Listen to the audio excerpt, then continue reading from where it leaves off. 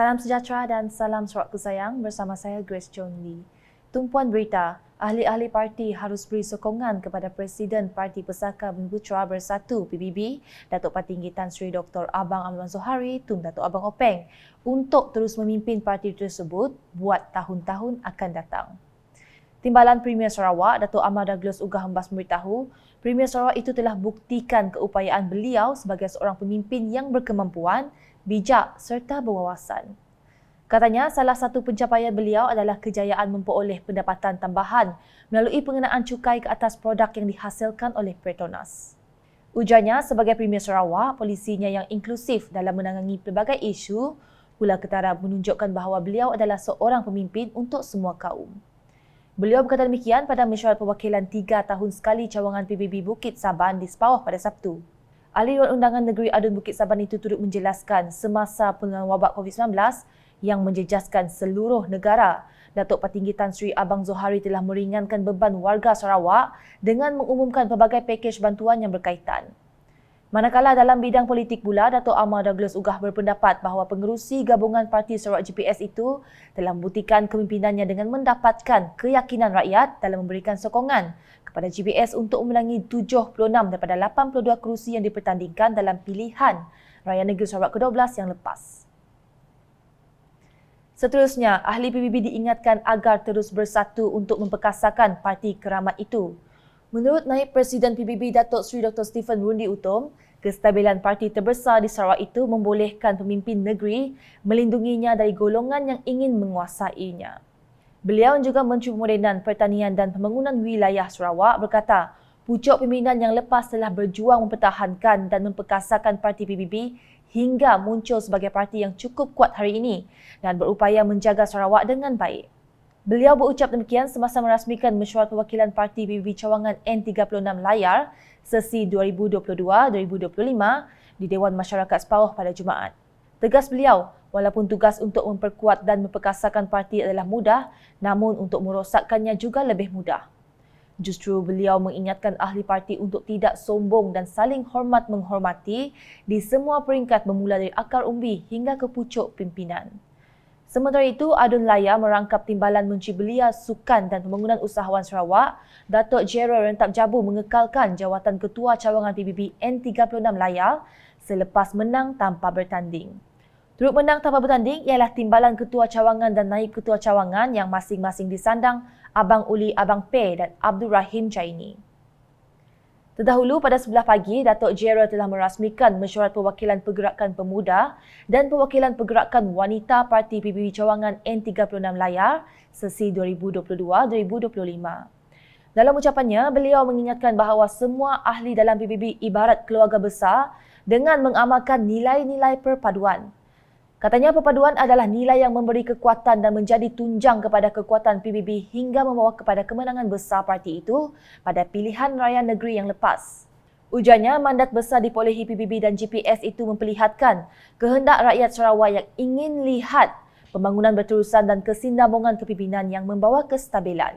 Sementara itu, penyandang bagi 4 jawatan iaitu Ketua Pergerakan Pemuda PBB Cawangan N36 Layar, Naib Ketua Pergerakan Pemuda, Ketua Pergerakan Wanita dan Naib Ketua Pergerakan Wanita masih dikekalkan selepas menang tanpa bertanding. Veryland Gordon Gagat gekal menyandang Ketua Pergerakan Pemuda manakala Abang Shafar Dila, Abang Uli selaku Naib Ketua. Ketua Pergerakan Wanita dan Naib Ketua pula kekal disandang Umang Nangku Jabu dan Dayang Madinah Abang Yaman. Beralih ke daerah Matu. Dalam memartabatkan budaya integriti, Unit Integriti dan Ombudsman Union, Jabatan Premier Sarawak dengan kerjasama pejabat daerah Matu telah menganjurkan jelajah integriti Siri 2 2022 daerah Matu bertemakan dari sempadan hingga ke desa bertempat di Dewan Masyarakat Pergau pada Jumaat. Menurut Timbalan Menteri di Pejabat Premier Sarawak, Integriti dan Ombudsman, Datuk Mursyid Diraja Dr. Juanda Jaya, jelajah itu akan diadakan di seluruh Sarawak. Katanya program itu lebih menjurus kepada interaksi di antara pegawai-pegawai kerajaan, ketua-ketua masyarakat, Jawatan Kuasa Kemajuan dan Keselamatan Kampung JKKK dan juga kontraktor-kontraktor yang melaksanakan projek-projek kerajaan di kawasan bagi memastikan semua pihak memahaminya penting integriti. Bagi menjayakan hasrat Yang Berhormat Premier Sarawak, program integriti yang kita akan jalankan pada tahun ini adalah bersifat jelajah ke semua pelosok negeri. Kerana itu kita gunakan tema pada tahun ini dari sempadan hingga ke desa. Pada hari ini di daerah Matu, program kita lebih menjurus kepada interaksi di antara pegawai-pegawai kerajaan dengan ketua-ketua masyarakat, JKKK dan termasuk juga kontraktor-kontraktor yang terbabit melaksanakan projek-projek kerajaan di kawasan, ya, bagi memastikan semua pihak memahami pentingnya integriti, ya, hendaklah menjauhkan rasuah. Penyampaian kerajaan itu kalau ada kekurangan kita ingin dengar cadangan daripada pihak akar umbi. Kemudian pihak akar umbi juga perlu mendengar apakah polisi-polisi baharu pihak kerajaan. Kerana itu ini penting, ya, untuk kita laksanakan ke arah negeri maju pada tahun 2030. Bercakap kepada media semasa program itu, Dr. Juanda berkata, program itu juga berperanan memastikan rakyat tahu polisi dan dasar baharu yang dilaksanakan oleh kerajaan.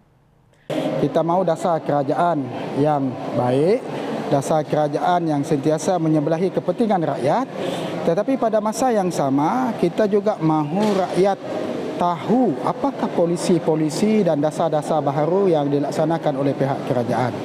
Sebenarnya bagi memantau integriti di dalam masyarakat dan organisasi, ia mesti berlaku pada semua peringkat daripada peringkat atasan sehingga ke peringkat bawahan.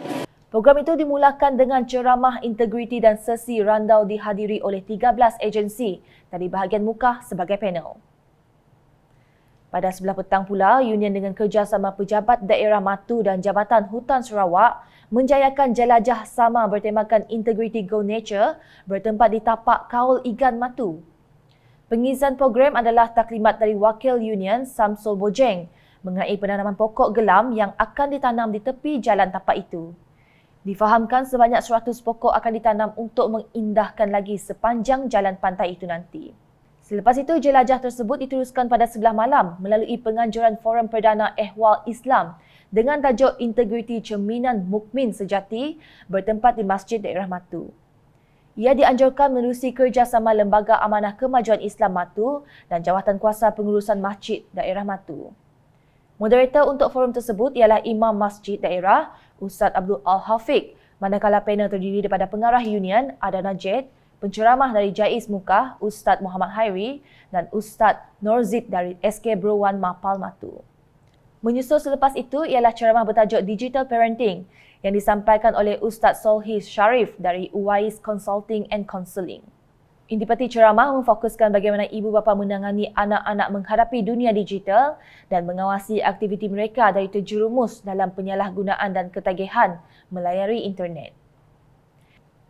Seterusnya di Kuching, V-Stage sebagai satu lembaga penasihat swasta dapat membantu ketua pegawai eksekutif CEO dan pemilik perniagaan untuk membuat keputusan yang lebih baik sekaligus memanfaatkan syarikat, keluarga dan komuniti.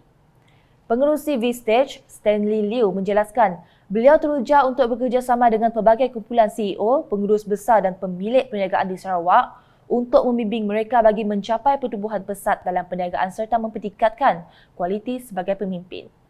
Jelasnya, entiti tersebut sedang dalam proses untuk mengambil ahli baharu bagi membincangkan isu perniagaan, berkongsi kepakaran dan memberikan bantuan sekaligus mencapai matlamat mengoptimumkan kejayaan perniagaan.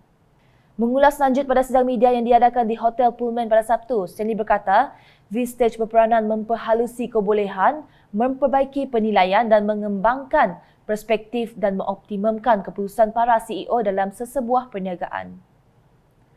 Yeah, okay, what happened is,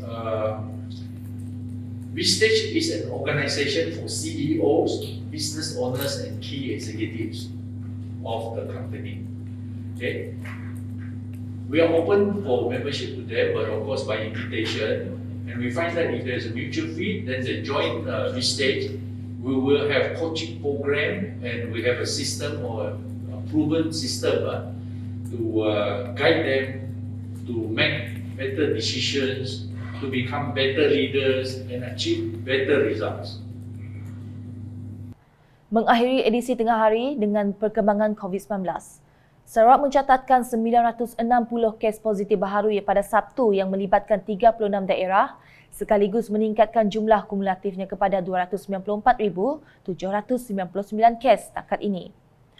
Menerusi kenyataan media, Jawatankuasa Pengurusan Bencana Negeri JPBN Sarawak, 232 kes dikategorikan dalam klinikal 1, 719 kes dalam kategori 2, 3 kes dalam kategori 3, 2 kes dalam kategori 4 dan 4 kes dalam kategori 5.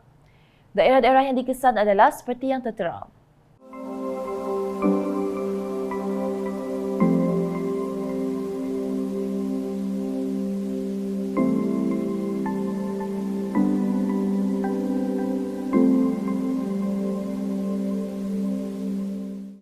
Kerjasama juga memaklumkan terdapat 4 kes kematian baharu akibat wabak itu di mana ianya melibatkan 3 lelaki yang berumur dalam lingkungan 67 sehingga 82 tahun dari Sri Aman, Kuching dan Limbang, manakala 1 kes kematian melibatkan seorang kanak-kanak perempuan yang berumur 12 tahun di Miri.